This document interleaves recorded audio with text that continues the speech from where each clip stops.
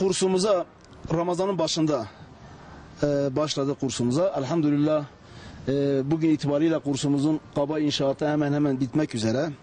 Yani kaba inşaatını bitirmiş sayılırız. İşte inşallah üst katın duvarları örülecek.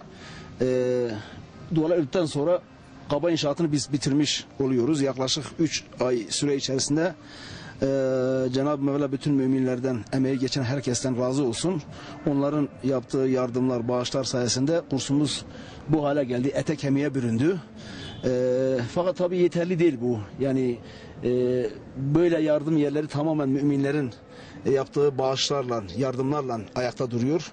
Bu da Allah Celle Celaluhu'nun bir hikmetidir. Resulullah Aleyhisselam zamanından günümüze kadar bütün camiler olsun, Kur'an kursları olsun, diğer hayır yerleri olsun hep müminlerin yaptığı bağışlar, yardımlar sayesinde ayakta durmuştur. İnşallah bu mümin topluluk olduğu müddetçe de kıyamete kadar bu hayır yerleri varlığını sürdürecektir. Çünkü biliyoruz İslam tarihinde Ceyşül Üsre denilen, yani zorluk ordusu denilen ordu da sadakalarla kurulmuş bir orduydu. Dolayısıyla bu hayır yerleri de, bu Kur'an eğitiminin verileceği bu yerler de mümin kardeşlerimizin yaptığı bağışlar sayesinde günümüze kadar varlığını devam ettirmiştir. Kursumuza başlarken arkadaşlar istişare ettik, dedik nasıl bir şey yapalım?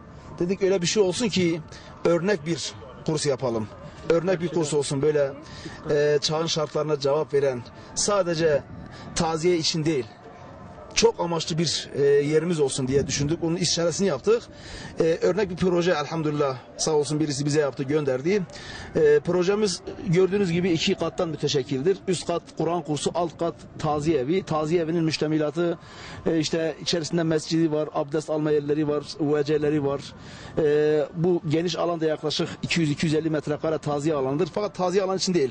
Yani taziye olduğu zaman taziye, diğer zamanlarda toplantı, efendim işte mevlid, diğer etkinlikler için kullanılabilecek bir şekilde tasarladık ve o şekilde yapıyoruz.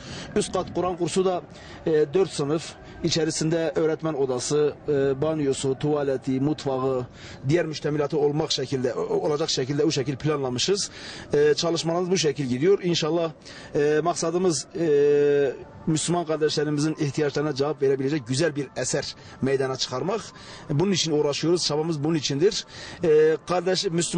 Müminlerden beklentimiz bu işi yaparken başta da dedik, bu iş hayır işle yürüyen bir iştir.